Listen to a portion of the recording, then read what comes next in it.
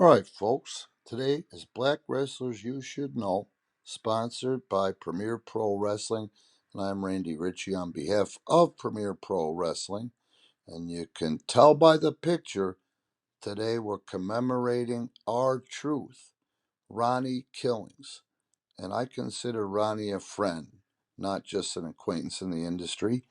And I, like many other veterans in the industry, I've always been happy to see Ronnie succeed because he's one of the effing good guys, man. And that's the whole thing in this industry. I was just talking to somebody today that's learning the ropes and getting smartened up. You can't leave a bad taste in people's mouth. You can't burn bridges. And Ronnie Killings is a great example of not burning bridges. Remember when he was with WWF, or I think it was WWF in the first place, he came in as K-Quick and he impressed. And Vince McMahon himself saw all the talent and charisma in Ronnie Killings, young Ronnie Killings. And Ronnie grasped and wrapped his head around the fact that it's a process. And not only did he have to make some emotional changes, he also had to learn the business some more so he could learn how to handle his politics up there. And Ronnie's a great example of how to live life because Ronnie did things that he had to do as a young man to survive and then realized that it's time to grow up if he was ever going to be successful. Now, he did have moderate success with hip hop, break dancing, and football, which was really cool. I don't know if you guys have ever heard any of Ronnie's music, but Google it or YouTube search it because it really is effing good. At the end of the day, the kid can rap. Well, the kid, I guess I can call him a kid because he's 51 and I'm 57 going on 58, which I find funny. Uh, Ronnie, like I said, I know the door was always open with Vince. I used to be really good friends with Terry Taylor. And Terry Taylor always had a great pulse on certain things, and Terry Taylor always had a good connection with good people in the industry. And Ronnie Killings was one of those people. So Terry was probably at WWF or WWE when Ronnie first came in as Kid Quick, and he was definitely at TNA Wrestling, TNA Impact, when Ronnie was there. So I used to run these two events a year down in North Carolina. One was in Greenville, one was in Robersonville. And Ronnie, being from Charlotte, it was just a little bit more than a stone's throw away. It was just a natural thing for me to book him because number one, I liked him as a talent. Number two, he was semi recognizable. And the first time I did it was before he's with TNA, but people still remembered K Quick. And the fact that once he got there, those people just seeing him wrestle would feel like they got their money's worth, man. He's one of those guys. Second time I booked him, I had just had injured my knee and I couldn't make that trip because I had to get 5 procedures done to my left knee. And Terry was working on a part time basis as an agent for TNA Wrestling. So I asked Terry if I could pay him to run my show and go down there and perform. So this is the second time of me bringing Ronnie Killings in, and Terry was booking it for me, and Ronnie showed up at bell time, and Terry read him the riot act. I said, "Hey, man, everybody that you work for and everything that we do gets out there, even though it's an independent shot. This is my friend's shot. My friend is paying me good money to run this shot and to work on this shot, and I feel like I should just step out and say something." If you do keep, trying to do things like this, how are you ever going to get hired by Vince McMahon or advance in the industry? And Ronnie owned his shit, went out there and worked his ass off because every time the bell rings, Ronnie works his ass off.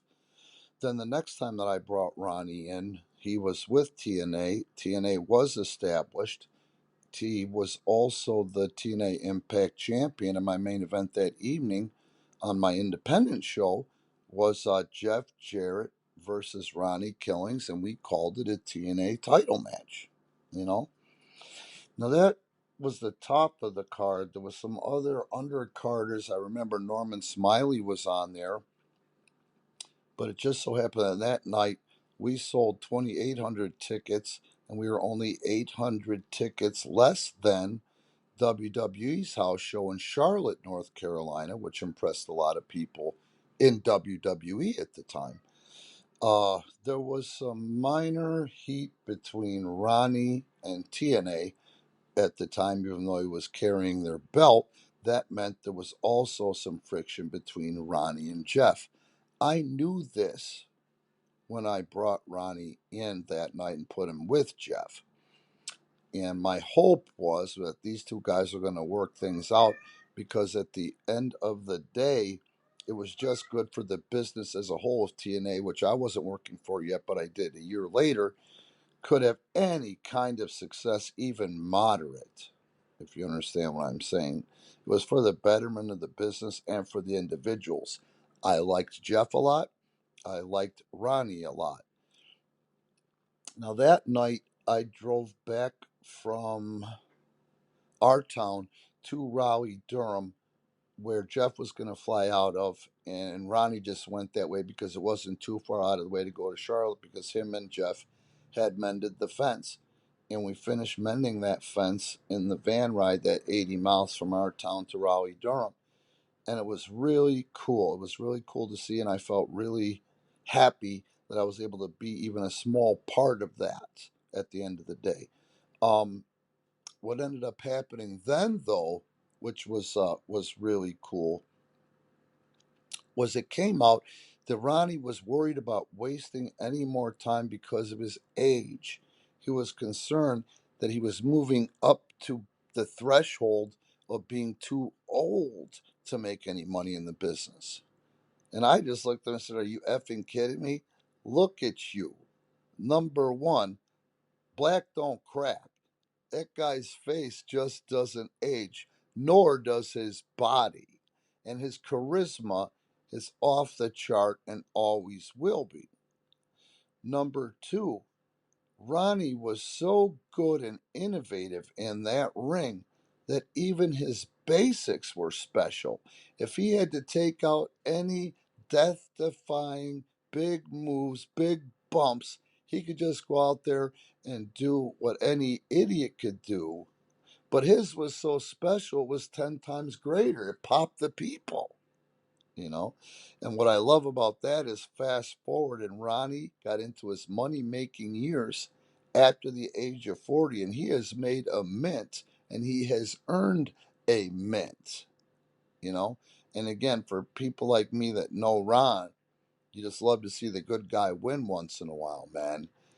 So hope you guys are appreciating this. The other things I want to say too, I train guys, and one of the guys I train has a very similar past or youth to Ronnie's. People on the internet, don't be so worried about the exactly who, what, when, where, and why. It doesn't matter.